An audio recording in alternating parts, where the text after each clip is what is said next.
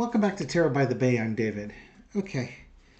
Joe Biden was out on the campaign trail in Wisconsin touting a new plan to help with student loan debt and repayment of student loan debt. Previously, you might recall the Biden administration had a plan to eliminate student loans, but the Supreme Court blocked that decision. And that forced the Biden administration to have to sort of take a step back and figure out, okay, looking at how the Supreme Court ruled with the student loan debts and what they said that program that they were going to use was out of scope. Now, how do you craft a program that you can do this that will take the Supreme Court's ruling and follow it so that they can't reject it again? So that's what they're doing now. And this new program would cancel up to $20,000 of accrued and capitalized interest for borrowers, regardless of their income levels. And that should eliminate the entirety of that interest for up to 23 million borrowers. So it's going to help a lot of people. The Republicans are arguing that, well, that doesn't address the high cost of education and that these students could, get back into debt. Well, if they've got their degree, they're not going to get back into debt. And if you're really that concerned about the high cost of education, what legislation are you passing in the House to address it? What legislation are you working with Democrats in the Senate to address this? Oh, that's right. You're not. Always quick to criticize, but don't have a plan of your own. That is the Republican Party in a nutshell. Okay. Entertainment purposes only. Let's see what we've got going on with student debt forgiveness. Page of Swords. It's going to give young people a fighting chance. How about that? And it's not just young people, obviously, that have student debt. There are people that have had student debt for decades. I think that I've had some viewers that have told me they're in their 60s and 70s and have student debt still. There is no reason for that. None. We are a wealthy country. It's amazing we still have to pay for college, but, maybe one day. We're not there yet. Maybe one day. This is going to help young people a lot. And it's about damn time. Because it gives them their life back. It gives them the opportunity to participate in the economy and keep the economy going. Because their money isn't just going to some maybe predatory lender that worked on them. They can actually, save for the future. Underneath it was that betrayal and disappointment. I think young people, especially progressives, were really counting on the Biden administration to get them money sooner, but it got blocked by the Republicans and then it got blocked by the Supreme Court. The Democrats have had to do this on their own. They don't have bipartisan support on this. And that's really unfortunate because this is the type of issue that should have bipartisan support. Now, the disingenuous comment, because it comes from the GOP or from wealthy people, is that, poor people don't go to school. Wealthy people go to school. So the wealthy people, basically, people who go to college benefit from this, and the people who don't go to college, they don't benefit from this. This is my and face. Do you know how many programs I've not been able to participate in for one reason or another? Huh? I couldn't participate. For me personally, and this is an example of pulling up the ladder behind you type of mindset. Back in 2008, 2009, when the economy crashed, one of the things they wanted to do to get the auto market moving again was the Cash for Clunkers program. And you could turn in your old SUV that got 12 miles per gallon for a new SUV that got 15 miles per gallon because it used less gas. I was driving an old Acura that got 30 miles per gallon. I didn't qualify, even though my car was 20 years old when that program was there. Not bitter.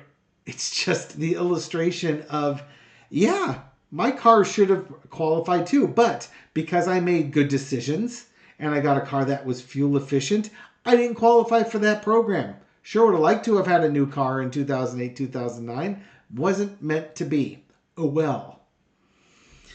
So, I've had to deal with having programs that I can't use. Why do you all of a sudden care about some non-college people can't take advantage of this? Guess what? I'm sure there's programs that they can take advantage of that the folks that went to college don't get to take advantage of. It's such a disingenuous argument. Drives me nuts. Again, GOP politicians in particular are adept at talking out of both sides of their mouth.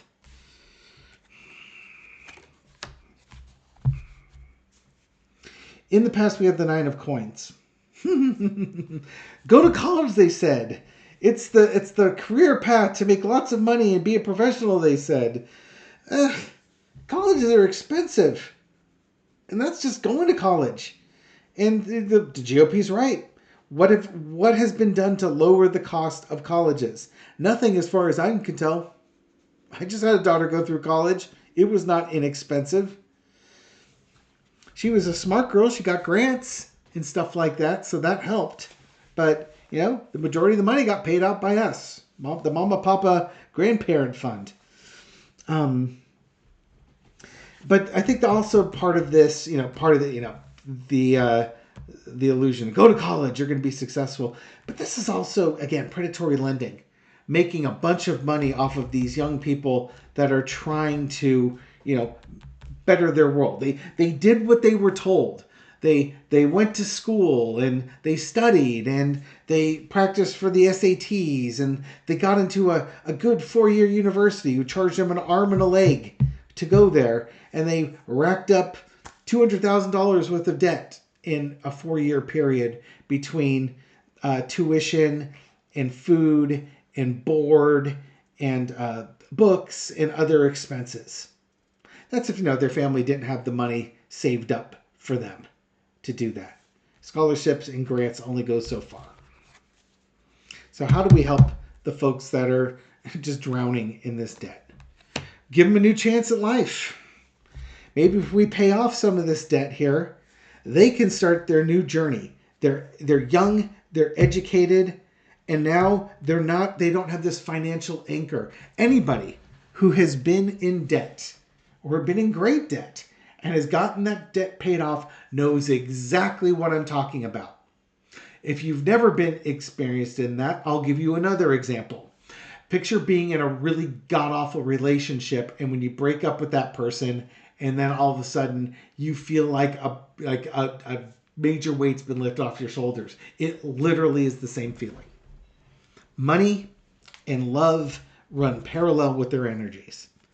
Give these folks a chance at having a life and going out and succeeding and doing wonderful things. It's an agreement that we can all agree on. This is, eventually what we might end up where is free colleges. We're not there yet, but that's the ultimate goal here. But by giving that relief to these young people, or to anybody with college debt for that matter, it gives them the ability to start their life journey afresh.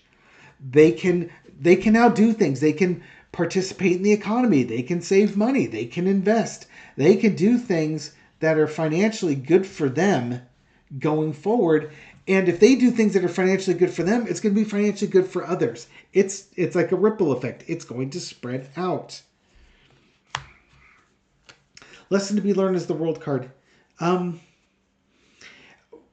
This eventually, the fool's the beginning of the journey, and the world is the end of the journey.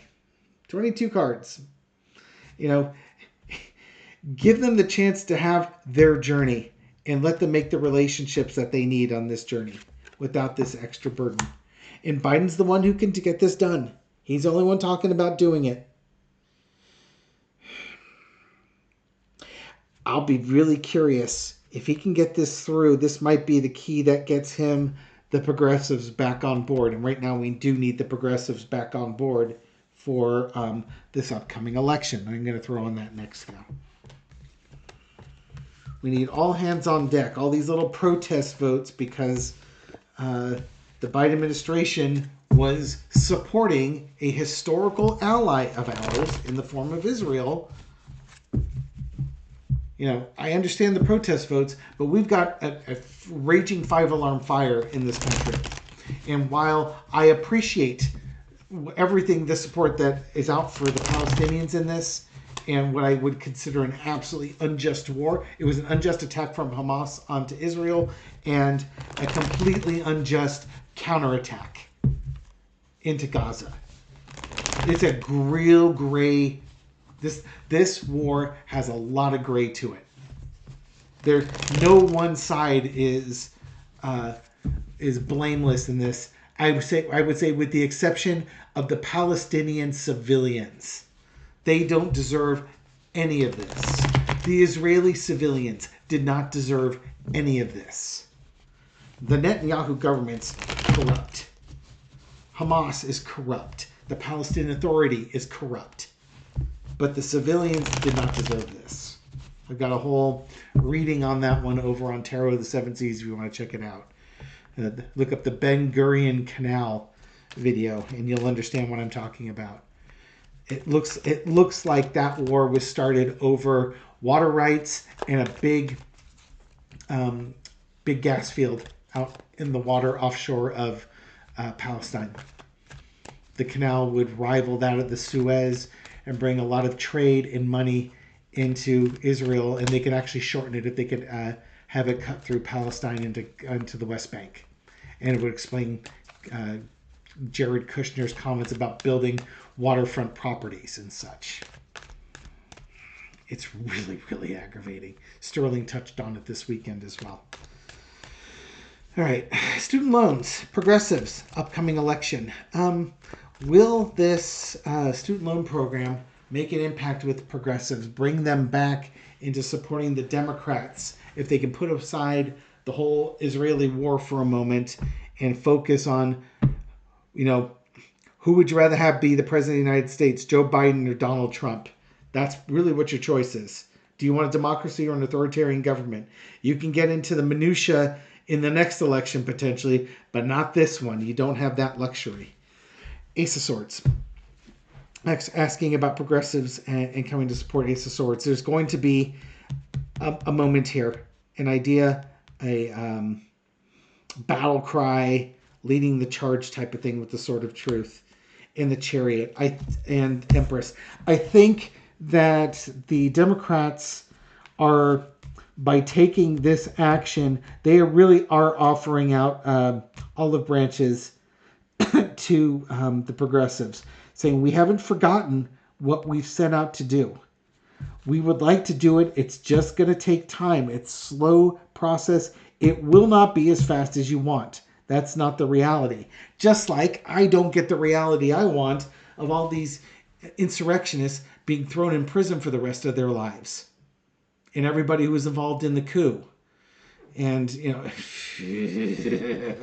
get me started here.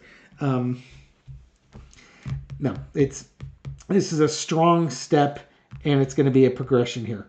You know, get the progressives back in line. We need you here to keep these programs going forward. You can even come up with the ideas. You may not get everything you want. You may not get them in the timeline you want. But if you don't come up with the ideas and suggestions, you'll never get anything you want. Underneath it all is the Empress. It's taking care of people, taking care of their needs. You know, it's one thing to dream, but you've got to have some reality based in it. You can have the wildest dreams in the world, but if they have 0% chance of being implemented, they're no better than really, really dark, horrible dreams that have 0% chance of being implemented. You've got to be reasonable here as far as dream, and we'll see what we can get. In the past, the Four of Coins. It's trying to get the money taken out of the government has proved challenging with the current blend of Republicans in the House. You've got to vote blue to get them out so that you can get this set up. Biden's already tried once to get student loan debts forgiven, and the Supreme Court blocked them. So what can we do to free this money up? You got to open up your mind and open up your heart and start moving here to get to this state. Current situation of the Ten of Swords. Right now, again, I think this is the step in the right direction. Right now, I think there's a lot of progressives that don't want anything to do with the Democrats, or at least they've got their protest votes. But again, I think part of the messaging is, if you support us, we are going to try and get these programs forward. If you vote and protest against us, good luck getting the Republicans to do that for you. You know the answer is no with them. With us, the answer is yes. You don't have to convince us to get this done. Again, it's the magnitude. How much will we get done? Well, that remains to be seen. But if you work with the GOP, the answer is no, no, and hell no.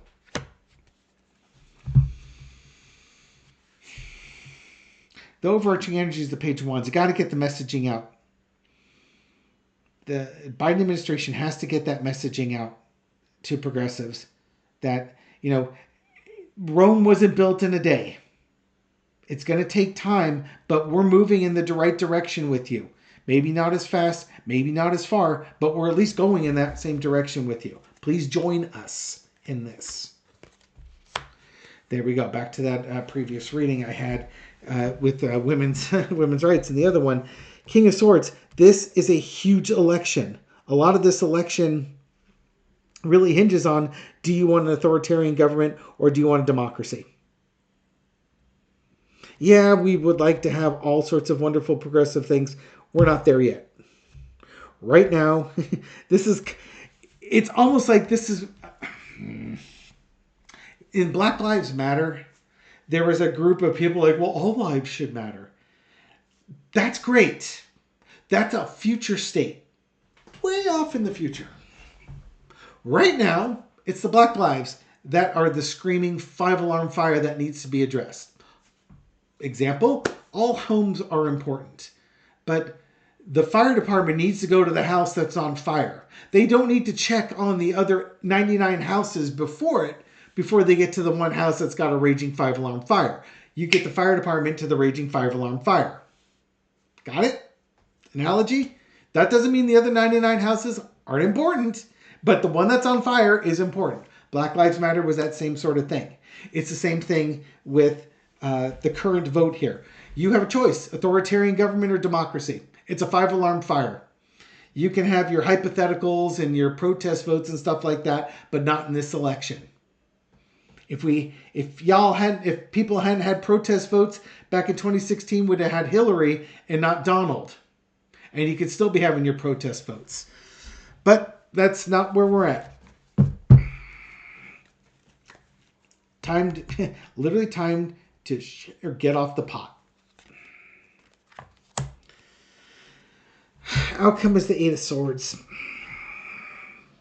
Holding things hostage, setting yourself free. It's funny. When you have people who are idealists, in some ways, they become a hostage to their own ideals. In some ways, they're extremists on the left.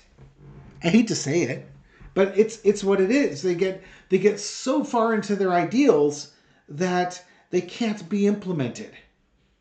Just like the extremists on the right, they're so far into their ideals that they just can't be implemented. Lord knows they'll try, but they can't be implemented.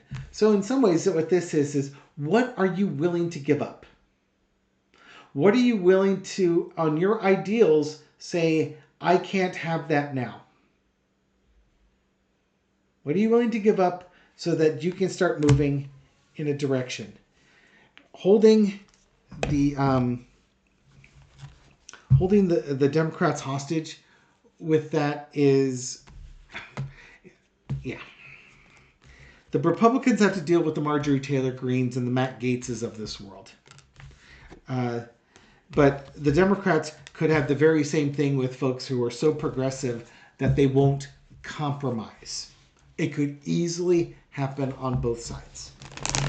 The only difference is that the case of the no compromising with the Democrats or with the progressives is they want everybody to have equal everything. And yeah, that's great. Maybe one day we will get there. It's going to take a while. Dream big. Point the ship in the direction you want to go. But people have to man the oars. People have to work the sails. People have to steer the ship in order to get to that lofty, distant island that you want to reach. It doesn't happen instantaneously. It's a process. This is not to trash on progressives. This is just, there's just realism. It's realistic. This is what we're up against. Again, I'd like all these insurrectionists in prison like 3 years ago. But apparently it takes a little bit longer than that. I'm impatient as all get out with it, but I have to deal. If I have to deal, you have to deal. There you go. Your tarot reader sticking his tongue out at you. Anyways, I'm aggravated enough with this one. We'll leave it here. You know what? In the end of the day, folks, we're going to get there. We will get there. If for no other reason, even the progressives realize right now this election is about maintaining your democracy and restoring women's reproductive rights. I would assume most progressives are women. And as much as they may not want to vote for Biden, they may think he's not progressive enough, I think they want their reproductive rights back. And I think they want the rights of their LGBTQ friends, neighbors, and community given back too. And that's kind of what this election's all about. So don't fret too much if you hear people griping that they're going to have a protest vote or something along those lines. You can just reason with them that, do you want your abortion rights back? Do you want your LGBTQ friends' rights protected?